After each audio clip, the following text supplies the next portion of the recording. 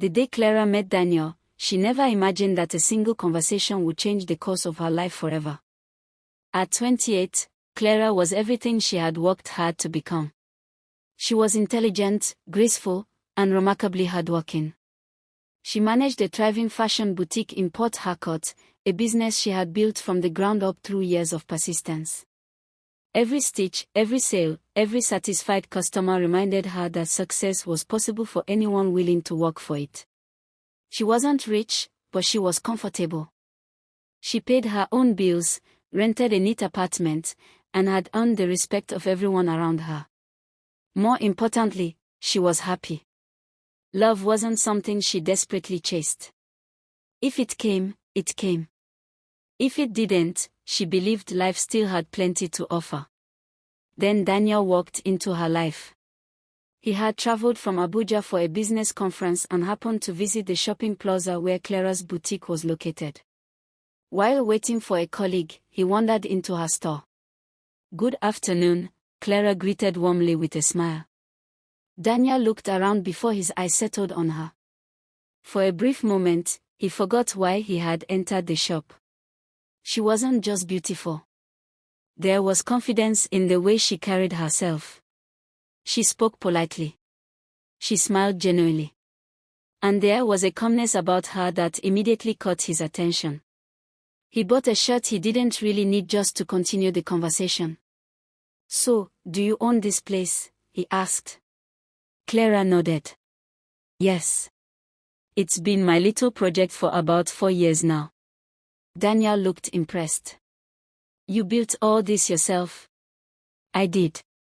He smiled. "That's rare." She laughed softly. "Not really. It just takes patience." When Daniel finally left the shop, he couldn't stop thinking about her. That evening, he found himself replaying every word they had exchanged.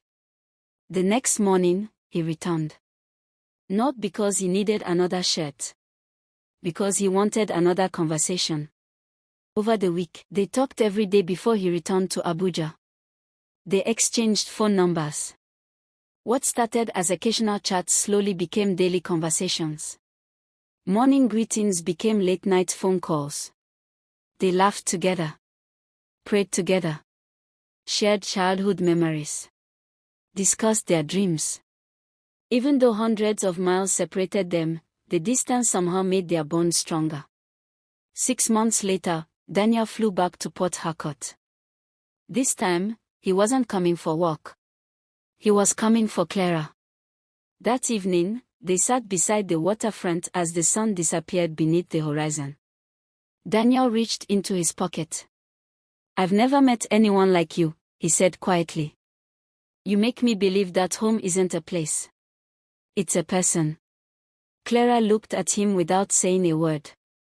"I know this may sound sudden," Daniel continued, "but I don't want to spend another day imagining life without you." He opened a small box. Inside was a simple engagement ring. "Will you marry me?" Clara's heart raced. She wasn't expecting it. She loved him. She truly did. But one question kept echoing in her mind.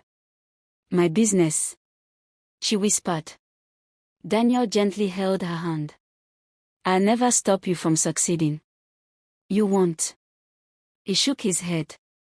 "In fact, once we're married, I'll open an even bigger shop for you in Abuja." She looked surprised. "A bigger shop? The kind you've always dreamed of?" "But what about my customers here?" "You deserve more than this. Leave everything to me." He smiled confidently. "I'll take care of you." For weeks, Clara wrestled with the decision. Her mother noticed the worry on her face.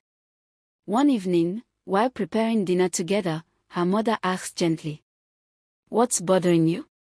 Clara sighed. "Daniel wants me to move to Abuja after we get married." Her mother remained silent. "He says he'll open another boutique for me." "And do you believe him?" I think I do." Her mother stirred the soup slowly before speaking. "My daughter." "Yes, Mama, never stop being independent. Clara frowned. What do you mean?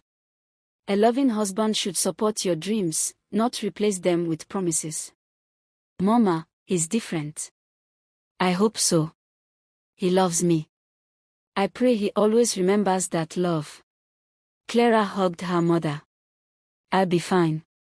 Her mother smiled, but deep inside, she couldn't shake an uneasy feeling. A month later, Clara made the biggest decision of her life. She sold the remaining stock in her boutique, closed the business she had spent years building, packed her belongings, said goodbye to loyal customers, and left Port Harcourt.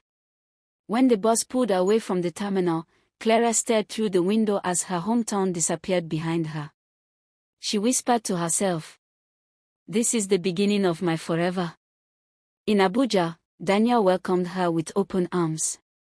Their wedding was beautiful. Nothing extravagant. Just family, close friends, heartfelt prayers, laughter, and promises. For a while, everything felt perfect. Daniel treated her with kindness. He surprised her with flowers, cooked breakfast on weekends, held her hand everywhere they went. Clara often thought, I made the right decision. One evening, while they sat on the balcony watching the city lights, she smiled. So, when do we start looking for my new shop? Daniel chuckled. Relax. She laughed too. I'm just excited. I know. We should start planning soon. Daniel squeezed her hand. We have plenty of time. She trusted him. Why wouldn't she? He was her husband. The man she had left everything for. A few weeks later, Clara noticed something unusual. She had been feeling tired every morning. Certain smells suddenly made her uncomfortable. One afternoon, she quietly visited a nearby clinic. After running a few tests, the nurse smiled warmly. Congratulations. Clara blinked. Congratulations. You're going to be a mother. For a moment, time stood still. Tears filled her eyes. She gently placed a hand over her stomach. There, hidden from the world, was the beginning of a new life. She couldn't wait to tell Daniel. That evening, she prepared his favorite meal. As soon as he walked through the door, she handed him a small gift box. Confused, Daniel opened it. Inside was the clinic report. He read it once, then twice. Slowly, a smile spread across his face. Really? Clara nodded excitedly. We're having a baby. Daniel hugged her tightly. This is the best news I've ever received. That night, they talked about baby names. Dreamed about decorating a nursery. Imagined family vacations. Laughed over whose nose the baby would inherit. For the first time, Clara felt completely fulfilled. She had left her business behind. But she believed she was building something even more valuable. A family. As she rested her head on Daniel's shoulder that night, she whispered, I can't wait for the future. Daniel smiled. So can I. Neither of them knew. The future they imagined together was about to change in ways neither could have prepared for. The first few months of Clara's pregnancy were filled with excitement. Every morning, Daniel would ask how she was feeling before leaving for work. He would remind her to eat well, take her vitamins, and get enough rest. Whenever they walked through shopping malls, he would stop to admire tiny baby clothes and joke about who the baby would resemble. Those little moments reassured Clara that she had made the right decision. She believed she had married a man who genuinely loved her. As her pregnancy progressed, however, life became more challenging. The morning sickness became stronger. Her back often ached. Simple household chores that once took minutes now left her exhausted. Still, she never complained. Whenever she felt overwhelmed, she reminded herself that motherhood came with sacrifices. One evening, while they were having dinner, Clara smiled and asked, Daniel, Have you thought about the boutique? Daniel looked up from his plate. The boutique? Yes. You promised we'd start planning after the wedding. Daniel smiled casually. My love, you're pregnant now. I know. Let's focus on the baby first. Clara nodded. That makes sense. When the baby arrives and you've recovered, we'll find the perfect shop. His answer sounded reasonable. So she let it go. Months passed. As Clara's pregnancy advanced, her body changed in ways she had never imagined. Her once flat stomach stretched to make room for the growing baby. Fine lines began appearing across her skin. Her favorite dresses no longer fit. Some mornings, she stood quietly in front of the mirror, trying to recognize the woman staring back at her. Then she would gently place her hands on her belly and smile. Every change reminded her that she was bringing new life into the world. That alone made every discomfort worthwhile. 9 months later, Clara gave birth to a beautiful baby girl. The delivery had been long and exhausting, but the moment she held her daughter for the first time, every moment of pain seemed worth it. Tiny fingers wrapped around hers. The baby opened her eyes briefly before drifting back to sleep. Tears rolled down Clara's cheeks. You're finally here, she whispered. Daniel stood beside the hospital bed, smiling proudly. Our little princess. Friends and family called to congratulate them. Photos were taken. Prayers were offered. Their home was filled with joy. For a while. The first few weeks after childbirth were far from easy. Clara barely slept. The baby woke up several times every night. She fed her, changed diapers, rocked her back to sleep, cleaned the house whenever she found the energy, prepared meals, washed clothes. By the end of each day, she could barely keep her eyes open. Her body was still healing. Her emotions were all over the place. Yet she kept going. Because that was what mothers did. One afternoon, after putting the baby down for a nap, Clara finally gathered the courage to bring up the subject again. Daniel. You remember the boutique? Daniel sighed. My love. I'm feeling stronger now. I know. I was thinking maybe we could start looking for a shop. Daniel leaned back in his chair. Let's wait a little longer. Clara looked disappointed. But you said after the baby. I did. Then what changed? The baby is still very young. I can manage. I don't want you stressing yourself. His words sounded caring. But something about his tone felt different. She couldn't explain it. She simply nodded. Okay. Weeks turned into months. The boutique was never mentioned again. Little by little, Clara noticed something else changing. Daniel no longer looked at her the same way. The compliments disappeared. The warm smiles became rare. Even simple conversations felt colder than before. One evening, Clara dressed up for dinner at home. She wore one of her favorite gowns, brushed her hair neatly, and smiled when Daniel walked through the door. He glanced at her briefly. Then looked away. What? Clara asked softly. Daniel shrugged. You've changed. She laughed nervously. Of course I've changed. I had a baby. He didn't laugh. You used to look different. The room suddenly felt quiet. Clara forced a smile. My body is still recovering. Daniel didn't respond. He simply picked up the television remote. That night, Clara cried quietly after he fell asleep. She told herself not to overthink it. Weeks later, the comments became more frequent. One afternoon, Daniel watched her struggle to carry a basket of laundry. You've really gained weight. Clara stopped walking. She looked down at herself. I'm trying. You should try harder. She lowered her eyes. I just had a baby. So? She stared at him. So, other women have babies too. He shook his head. They still take care of themselves. Clara swallowed hard. I barely sleep. You always have an excuse. She carried the laundry into the bedroom without saying another word. That evening, she stood before the bathroom mirror. Her stomach carried the marks of pregnancy. Faint stretch marks crossed her skin. Her body was different. Not ruined. Different. It was the body of a mother. But Daniel no longer seemed able to see that.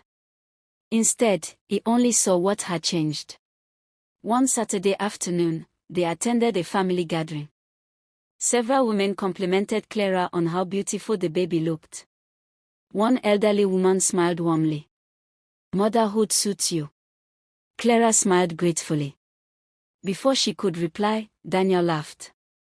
You should have seen her before. The room fell silent. What do you mean? Someone asked. Daniel shrugged. Pregnancy really changed her. A few people exchanged uncomfortable glances. Clara forced a smile, but inside, her heart sank.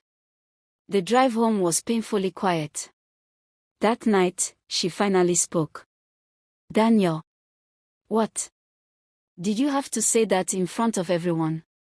I only told the truth. It embarrassed me. You worry too much. You made me feel small. Daniel sighed impatiently. If you don't want people to notice, then do something about it. Clara looked at him in disbelief. I spend all day taking care of our child. And I'm trying my best.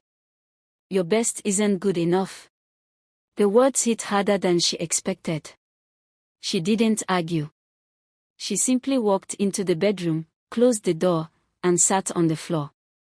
For the first time since their wedding, she questioned whether the man she had fallen in love with was still the same person. The days that followed became heavier. Daniel grew increasingly critical. If dinner was late, he complained. If the baby cried, he blamed Clara. If the house wasn't spotless, he found fault. Nothing she did seemed enough. No matter how hard she tried, she always fell short in his eyes. One evening, Clara gathered every ounce of courage she had left. She looked at Daniel and said quietly, I gave up everything because I believed in us. Daniel barely looked up from his phone. No one forced you. Her heart dropped. You asked me to leave my business. I said I'd take care of you. You also promised to help me start again. Daniel shrugged. Plans change. Those two words echoed in Clara's mind long after the conversation ended. Plans change. That night, after everyone was asleep, Clara opened an old box she had brought from Port Harcourt. Inside were photographs of her boutique. Pictures of smiling customers. Receipts from her first successful month. A notebook filled with business plans and dreams. She ran her fingers over the pages and whispered to herself. I used to know who I was. A single tear landed on one of the photographs. Outside the bedroom, Daniel scrolled through his phone without realizing that the woman he had once admired was quietly losing pieces of herself, not because motherhood had changed her, but because the constant criticism had begun to drown out the confidence she once carried. And sadly, the hardest days of Clara's life were only just beginning. The years passed quietly, but not peacefully. From the outside, Clara and Daniel looked like an ordinary family. They attended church together occasionally. They smiled during family gatherings. They posted the occasional happy photo online. But behind the closed doors of their home, the warmth that once filled their marriage had faded. Every day seemed to bring a new criticism. If breakfast wasn't ready on time, Daniel complained. If the children cried too much, he blamed Clara. If she looked tired, he called her lazy. No matter how hard she tried, it was never enough. Clara stopped arguing. She had learned that defending herself only made things worse. Instead, she poured all her love into her daughter. The little girl became her reason to smile. Whenever Clara felt like giving up, her daughter would wrap tiny arms around her and say, "Mommy, I love you." Those simple words reminded her that she still mattered. 3 years after the birth of their first child, Clara discovered she was expecting again. When the pregnancy test came back positive, her emotions were mixed. She loved children, but she feared bringing another child into a home that no longer felt safe. That evening, she told Daniel, "I'm pregnant." Daniel looked at her for a moment. Then he simply nodded. "Okay." No excitement. No hug. No smile. Just one word. Clara forced herself not to cry. Months later, doctors confirmed something unexpected. "You are carrying twins." Clara blinked in surprise. "Twins?" The doctor smiled. "Congratulations." She smiled politely, but deep inside she wondered how she would cope. Raising one child had already been difficult. Now there would be 3. As the pregnancy progressed, her body became even more exhausted. Her feet swelled. Walking became painful. Simple chores left her breathless. Instead of offering encouragement, Daniel became even more impatient. "You've become slower." "I'm carrying twins." "So, I get tired easily." "You always have an excuse." Those words had become painfully familiar. Months later, Clara gave birth safely to 2 healthy baby boys. Holding them close filled her heart with joy. She now had 3 beautiful children. They became her entire world. But caring for 3 young children was far from easy. Her days blended into one another. Feed the babies. Change diapers. Prepare meals. Clean the house. Comfort her daughter. Wash clothes. Sleep for an hour. Wake up and begin again. Some days she forgot to eat until evening. She was physically exhausted. Yet Daniel seemed to notice only what she hadn't done. One evening he walked into the house after work and looked around. "The sitting room isn't clean. I've been with the babies all day." "So? They've both been crying since morning. You should learn to organize yourself." She looked at him, hoping for even a little understanding. Instead, he walked away. That night, after putting the children to bed, Clara called her mother. As soon as she heard her mother's voice, tears filled her eyes. "Mama. My daughter, what's wrong?" "I'm tired." There was silence. "I don't know how much longer I can do this." Her mother sighed softly. "Marriage isn't always easy." "I know. Be patient." "I've been patient. Things will get better." "I've waited for years." Her mother paused before saying gently, "Pray. Keep believing." Clara nodded even though her mother couldn't see her. She ended the call feeling just as alone as before. Weeks turned into months. Daniel's words became harsher. One afternoon, during an argument, he looked directly at her and said, "Look at yourself." Clara froze. "What about me? Do you honestly think another man would choose you?" The room became painfully quiet. "You've changed completely." Clara looked away. "I'm the mother of your children. And my body changed because I carried our family." Daniel laughed bitterly. "Stop making excuses." His words stayed with her long after the conversation ended. Little by little, Clara stopped recognizing herself. She avoided mirrors. She stopped buying new clothes. She rarely smiled. The confident businesswoman who had once managed her own boutique had disappeared beneath years of constant criticism. Then things became even worse. Daniel no longer hid the fact that he was interested in other women. He spent longer hours away from home. He answered calls in secret. Sometimes he came home smelling of expensive perfume that Clara never wore. She knew. She simply didn't have the strength to confront him.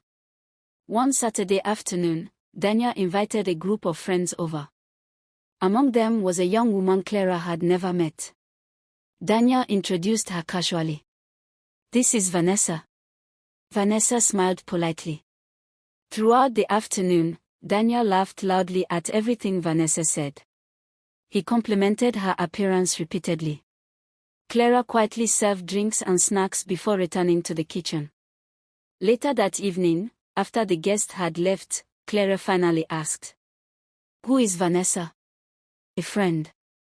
"You seem very close." Danya shrugged. "At least she takes care of herself." Clara felt her heart sink. "What does that mean?" "You heard me." He walked away, leaving those words hanging in the air. That night, Clara cried herself to sleep. Days later, another argument broke out. This time the shouting became so loud that neighbors heard the commotion. A concerned elderly neighbor knocked on the door. "Is everything all right?" Danya answered quickly. "We are fine." The neighbor looked at Clara's tear-filled eyes.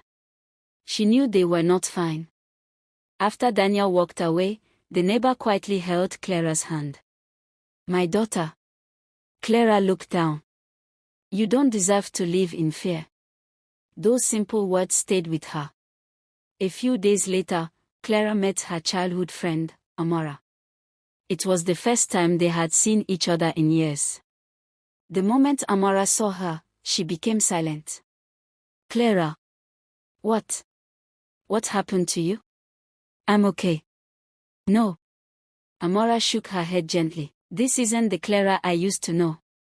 Clara smiled weakly. "I'm just tired." "Tired doesn't erase your light." Those words broke the wall Clara had spent years building.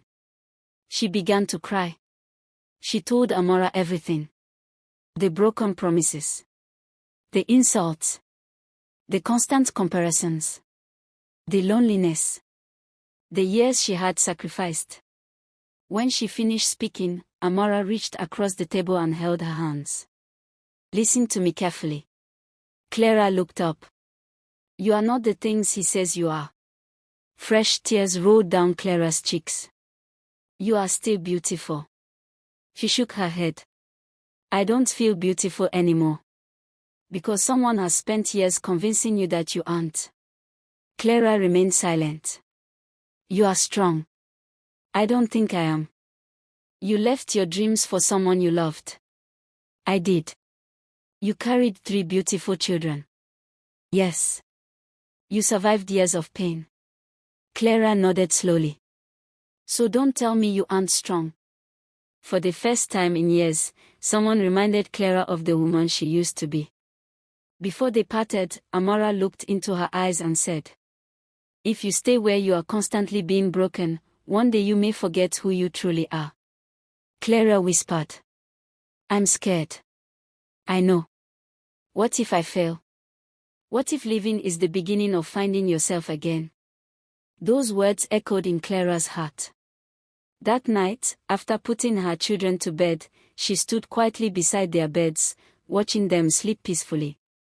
She realized something she had never allowed herself to admit. Her children deserved a home filled with peace, not constant fear and insult. And they deserved a mother who believed in herself again. For the first time in 5 years, Clara made a decision. Not out of anger. Not out of revenge. But out of hope. She would live. She didn't know where life would take her next. She had no savings. No business. No possessions to call her own. Only 3 children holding her hands. And the courage to believe that a new beginning was still possible.